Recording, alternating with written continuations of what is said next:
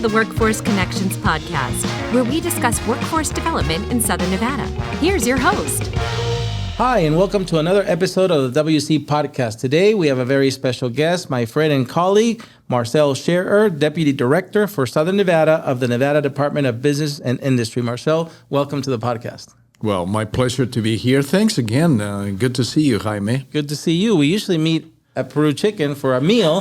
Sorry we didn't have any chicken today, but we're still glad to see you. No problem. Or otherwise, we are planning and connecting the dots differently to benefit our state. That's right. That's right. So before we get into business, let's talk a little bit about you. We want our audience to get to know you a little bit. Tell us, our viewers, our listeners, where you were born, where you grew up, where you went to school, high school, maybe even college. Take us to your first job, perhaps, after getting your education. You bet. I was born in Asunción, Paraguay, and Paraguay happens to be in the heart of South America.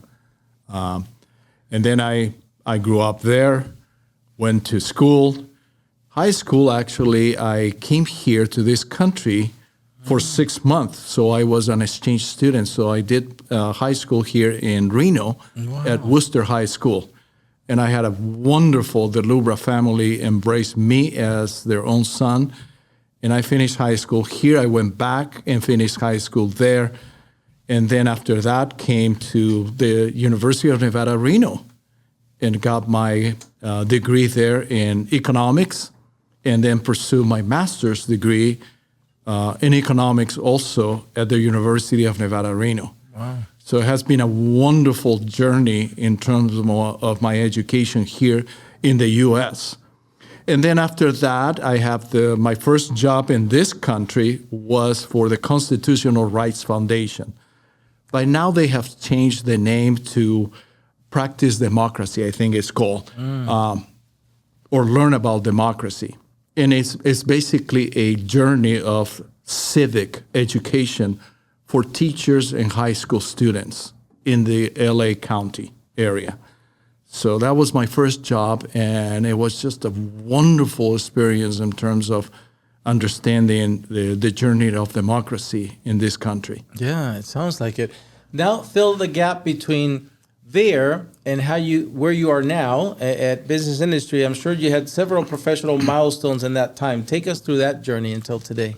Well, after that then, I moved into, and this was basically the 90s, I moved into job training under the umbrella of Center for Employment Training, basically focusing on training farm workers so they can move from basically farms into light industry.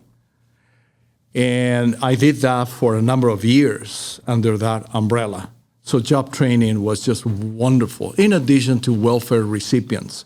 That was our target population and how to train them.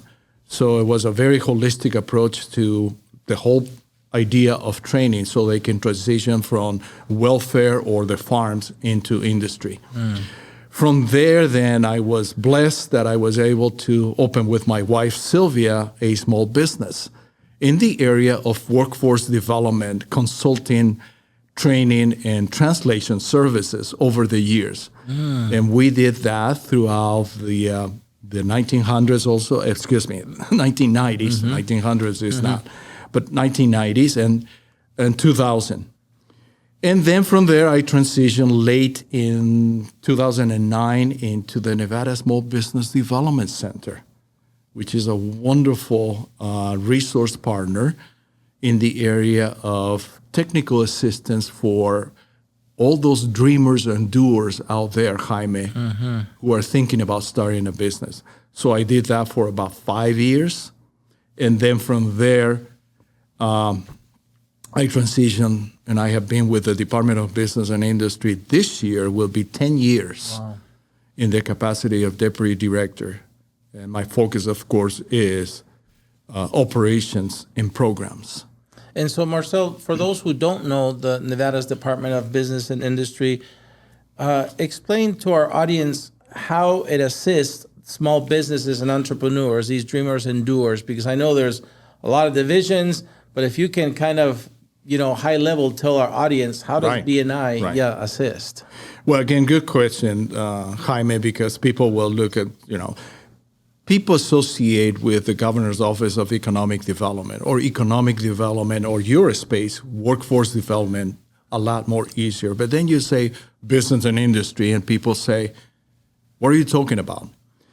Well, we exist basically to encourage and promote the development and growth of the business sector by providing a regulatory umbrella to protect the public. So think of business and industry as a regulatory umbrella of different industries. So for example, just to give you a couple of examples, if you and I want to sell real estate, we need to be licensed and regulated. Same thing goes for insurance. If you and I want to drive Uber and Lyft, we also need to be licensed and regulated. So we basically, from financial institutions to mortgage lending to housing, we cover is a far-reaching organization covering many industries under that regulatory umbrella.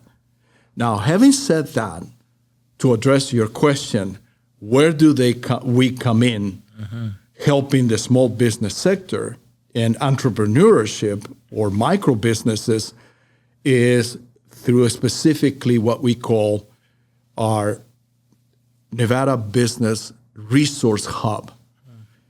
And in previous conversations, you are familiar with the roadmap, which is basically this wonderful guide to starting and growing a business in Nevada. That particular roadmap. And you have a picture right there. I see it. Of course, show the camera right there? I always. Yeah. This is the wonderful image of the roadmap, which is basically a point-and-click tool with access to over 400 resources. But the whole idea, Jaime, is that I think a lot of people who want to start a business, they know the trade first and foremost. And that is fantastic. But you need to structure your business around other things, as you know, a business plan that goes into areas such as marketing, the licensing component, perhaps hiring an employee or several employees, certifications and contracts. So it's a different ballgame, and that's exactly what we point. So our dedicated team basically is there. We receive phone calls, and what we do is we just listen to individuals, take notes, and then from there, point them to the right resources. And not just by providing information and a phone number, but we make introductions. We schedule meetings for them so they could start this journey of basically framing a business idea much more effectively so they don't lose money in the process. Because I think we have the tendency to take action, and then after we take action and make decisions, then we ask for for questions. And I think we want to reverse that. We want people to basically have the access to information and resources first, and then be able to make those decisions of how they are going to proceed with their own businesses. Yep. And Marcel, like you said, there's tons of resources there. Could you highlight one or two that are specific, again, to economic growth, how it's helping, a business goes and takes just one of those resources and how it helps them grow their business, which, again, drives our economy? Absolutely. Well, I think business development, and I differentiate that from economic development. Business development is this roadmap to structure your business. Now, getting from business development into the space of economic development is the example that I always mention is Apple. Out of a garage in 1976, and look where they are today. Yeah. Definitely in 1976, Jaime, they were in the space of business development. They needed all this help funding, etc. They are beyond that. They are in economic development. Now, we have a couple of specific programs attached to economic development. Just to give you an idea, we have many others, but these two comes to mind. One of them is what we call the New Market Tax Credit. And that's basically a public and private partnership so you can access to low capital in order to grow a business in a underserved or distressed area. So very specific. The other one is what we call the Industrial Development Revenue Bonds. That is basically municipal bonds that allow, again, a manufacturing company, for example, to access low capital in order to either buy, expand a business. And it's attached, all of these programs are attached to job creation, wages, and that also is to foster economic growth in different areas throughout the state of Nevada. Hopefully that makes sense. Yeah, no, totally. And Marcel, so if these resources are helping businesses obviously grow, what kind of challenges do you see? This is a time, we're living unprecedented times with unprecedented changes and many things. The market is reacting to that. And so what challenges do you see here in Southern Nevada that business and industry, your department is going to be key in addressing, mitigating, resolving? Well, again, I agree with what you're pointing. The macro picture, which is the United States, 50 states, is uncertainty. I think, in my opinion, nowadays is the biggest variable, uncertainty. Once you bring it down to the state, I think the biggest challenge, in my opinion, is a combination, and I don't know which one comes first, is the labor force and housing. And there is, for example, where one particular division under BNI, which is the housing division, is trying to address affordable housing, either ownership, home ownership or renting, but also for protecting the public, but also allowing people to be able to access that. At the end of the day, Jaime, you will know this, it's a roof over our head. For us individually and our families, that's what we need. And that is a huge challenge throughout the state of Nevada. So the housing division is trying to create home ownership programs, grant opportunities. Teachers can access a grant, maybe to put it as a down payment so they can access housing. So that, I think, is this complex challenge of workforce development or workforce and also housing, if that makes sense. Yeah.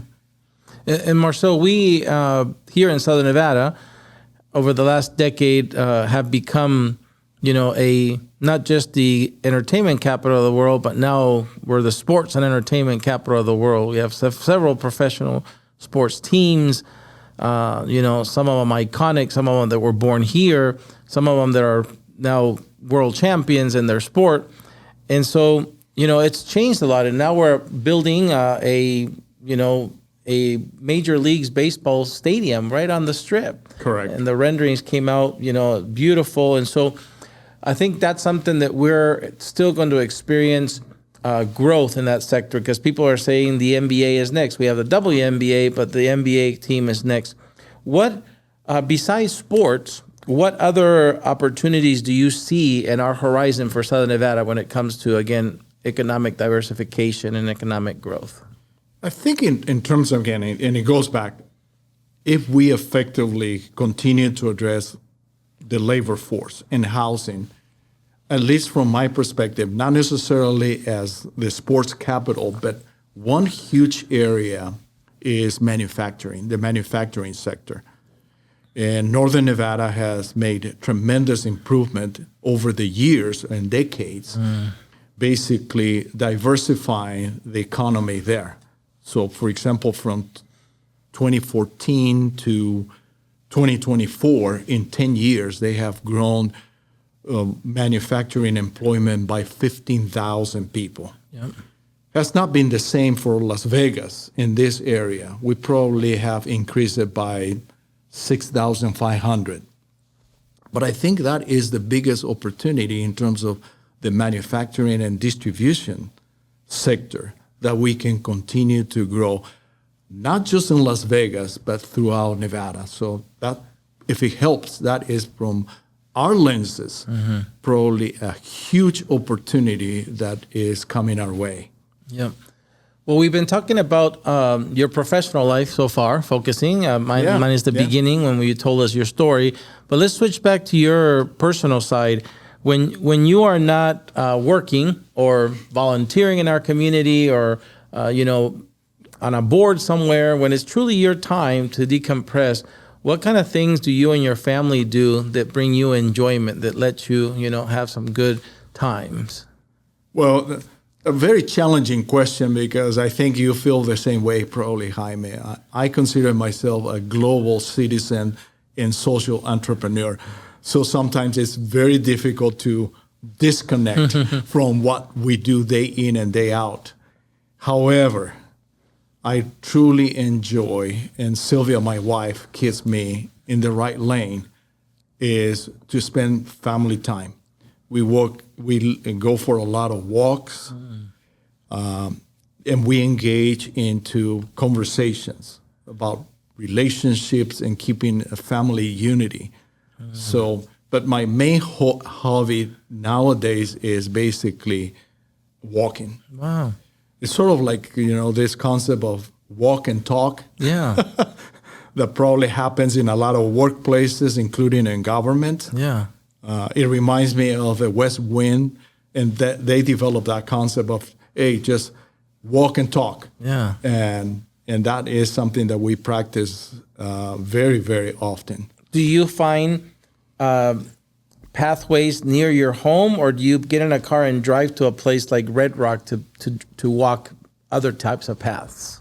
I love exploring different areas. So to your point, there are many places where to walk in Summerlin because we live in Summerlin. But we also go to Red Rock, but I am also going to other places because I just love to just see different places, the feel of different neighborhoods, different housing, how they accommodate different communities. And that to me is, you can drive by, Jaime, but it's a different experience if you walk the places. And that happens to me also when it comes to the small business sector, just as a side note, because a lot of us probably drive by different places. But if you take a corridor of a small business activity and you walk, which I have done over the years, and you visit some of these small businesses, you get an entirely different feel for what the neighborhood is, what that particular corridor is, and how you can engage with business owners. But full circle, again, going to these trails that we do, is just exploring. Life is just too short, Jaime, not to just to go to the same places over and over. It sounds nice. And when I meet somebody who walks as much as you do, there's some brands that they always talk about and they love, either Hoka, Asics, Reebok, and Ultra, I think, are the main walker. Do you wear any of those brands of shoes? Not necessarily. Okay. I'm not a big brand person, but any shoe will do. Any shoe will do. However, when I have an opportunity, of course, because of the branding of Nike and how it makes you feel, whatever shape you're in, if you wear a Nike accessory, better. Oh my goodness, you feel that just you can do just about anything. Awesome. That's why it comes with the slogan that says, "Just do it." Just do it. That's very good. Now, when do you ever think, Marcel, when you and I were young, we we've learned a lot since then. Now we have a lot of wisdom we've acquired throughout the years.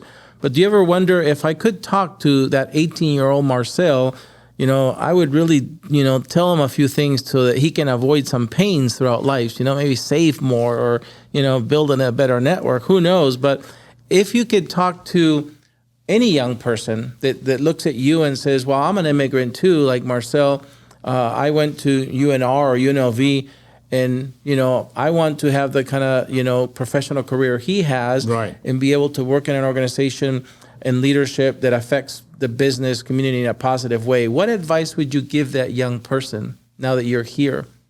I think, Jaime, I will give the advice that I have, Sylvia and I, my wife, I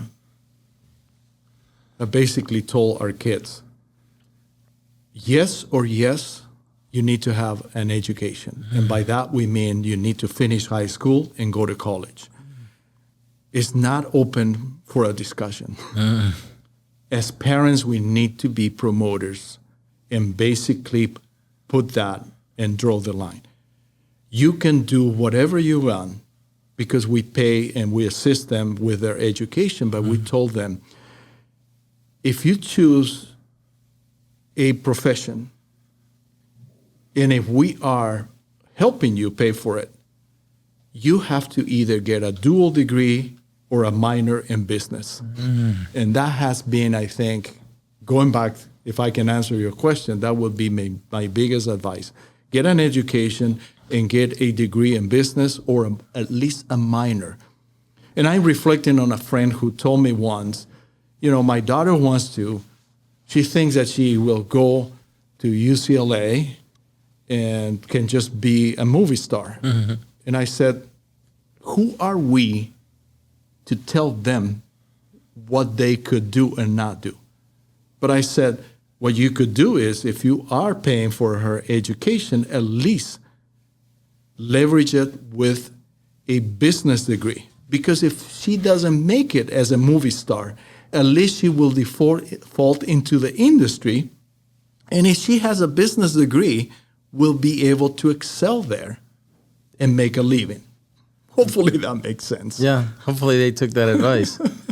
Marcel, as we get to the end of the podcast, we like to put you back on the spot in the sense that, again, you, whether through business and industry or any other organizations that you're involved with, this is your opportunity to share with us, share with our audience, and we'll put the information on the screen too for those watching on our YouTube channel.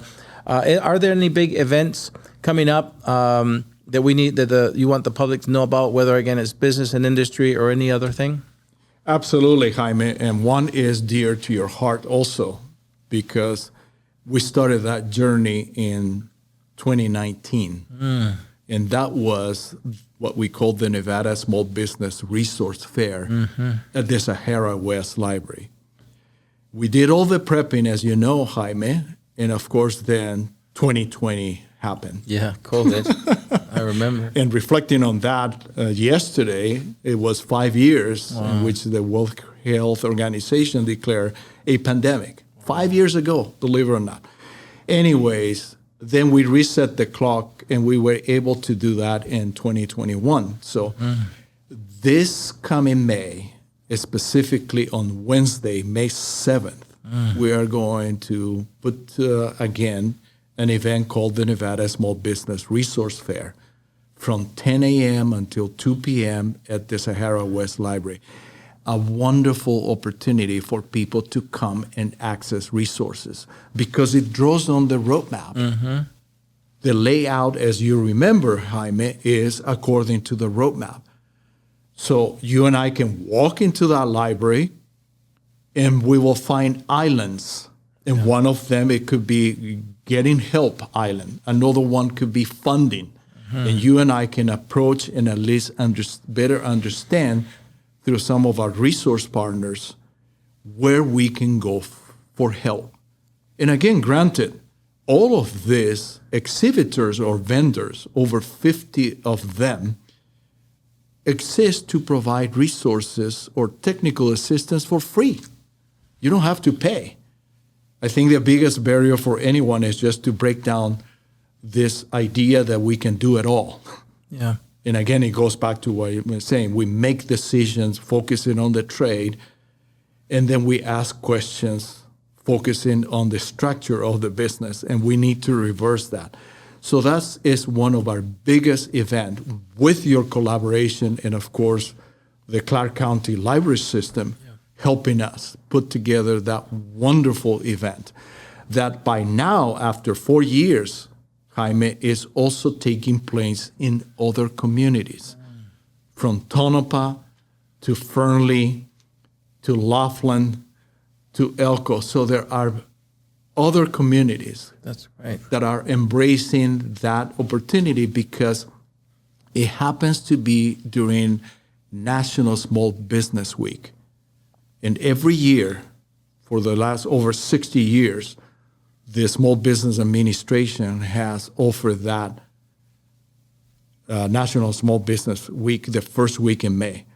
We took the opportunity with your partnership and also the Small Business Administration to basically frame that in celebration. So we understand that dreamers and doers need access to resources. And the more we can offer those opportunities, that will be great. And the last thing is, and this goes out September 4th, the committed to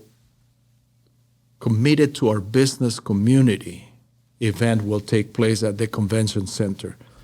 And that is a wonderful opportunity, again, for everyone who is thinking about accessing contracts, either at the local, state, or federal level, to access those resources. You know, how do we work with government? How do we access those wonderful and billions of dollars available for us to work, for example, for the county or the school district? So another wonderful opportunity, that particular event on September 4th, for people to access those and make the connection necessary to be able to. It doesn't guarantee that they are going to get a contract, but at least they can explore those opportunities. Will there be information about these two events updated on your website, the Nevada Business Industry website? Absolutely. I was hoping that we were, like today, we'll have a flyer, and we don't, but yeah, we will have a flyer for those events. So say it one time for our audio listeners, but also we're going to put it here on the TV screen, the URL for the website. Tell us what that is for the Nevada Business and Industry website. Oh, it's simple, business.nv.gov. Awesome. And once you go there, of course, you are going to land on the homepage. And for everyone who is thinking about a small business, you can access the Nevada Business Resource Hub and basically get a lot of information. Connect with us. And again, we are going to be the bridge to connect you with the right resources. So it's just a wonderful opportunity for everyone out there to access those resources. Well, we're going to make sure that we put that information there and hope that more doers and dreamers connect with you, attend these events. I've been to them. They've grown a lot. We were starting to have parking lot problems because they were so well attended. And we will continue to have parking lot. You know, last year we have a total of 750 attendees. Wow. So about 600 small business owners, entrepreneurs, and around 150 exhibitors. Wow. This year, we're pointing to 1,000. Wow. With the understanding, to your point, parking is going to be an issue, but you can park outside. Yeah, outside the library. On the street and just do a little walking and just be able to come and access the information. And we're going to have, again, food trucks there. Oh, great. So it's a wonderful opportunity to access resources, support a couple of food trucks, because we have done that consistently also. Very good. By bringing them to the event and making a lunch opportunity accessible for every attendee coming to the event. That's awesome, Marcel. Well, I look forward to it. I want to thank you for being here in person. It's always great to see you. We always meet and talk in a less formal way, but we both dressed up to be able to be here for the camera. So thank you. Well, on behalf of the Department of Business and Industry, our director, and the entire BNI family, thank you again for this wonderful opportunity to interact with you, and again, to continue a strong partnership moving forward for the benefit of every Nevadan out there. And please tell Chris Sanchez hi when you go back to the office. Of course I will. All right. Definitely. Thank you, Marcel. Thank you, Jaime. Well, that's it for another episode of this WC podcast. We hope to have you at another episode, and until then, stay safe.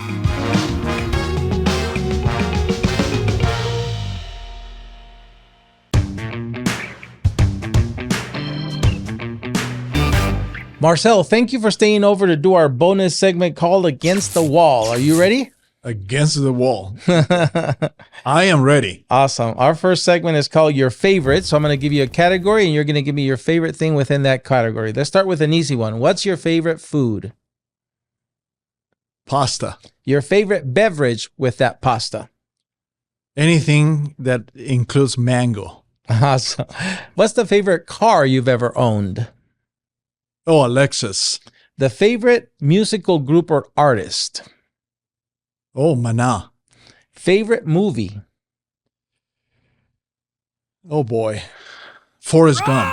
Favorite book? 1 Minute Manager. Favorite soccer player in the whole world? It has to be Pelé. Favorite national soccer team? Oh. Nationals. Yeah, what country? Germany. Favorite USA professional sports team? The Golden Knights. Very By good. now. You've made it through the first segment. The second one is called Tough Choices. I'm going to give you 2 choices, and you're going to pick hopefully one of them. Are you ready? Okay. Entraña o vacío? Vacío. Chorizo o morcilla? Oh, morcilla. Mate o fernet? Mate. Very good. Vacation or staycation? Oh, vacation, definitely. When you go to that vacation, you like to drive there or fly there? Fly, because we go to Europe. And when you go there to Europe, do you like to stay in a hotel or an Airbnb? Hotel. When you retire, Marcel, will it be here in the city or out in the ranch somewhere? Tough one. A combination of both. Wow. I think will create balance. Good answer. If you could have a day all by yourself, Marcel, would you rather spend it by the ocean or hiking in the mountains? Tough one. Hiking in the mountains. If you were a superhero, what would be your superpower? The ability to fly or breathe underwater?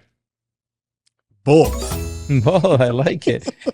If you could pick between the ability to speak with animals or the ability to speak any foreign language, what would it be? Oh, speak with animals. Here's where it gets tough, Marcel. Actions or words? Actions. Justice or grace? Grace. All right, you made it through tough choices. The third segment is called Finish the Sentence. I'm going to give you 90% of the sentence. You're going to finish it for me. You ready? Okay, I'm ready. If Marcel could visit any place in the world, it would be Switzerland. The best part about living here in Southern Nevada is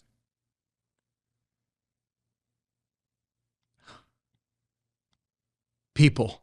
Marcel's favorite thing about his job at Nevada's Department of Business and Industry is operations. If Marcel could travel back in time, he would travel to the Roman Empire.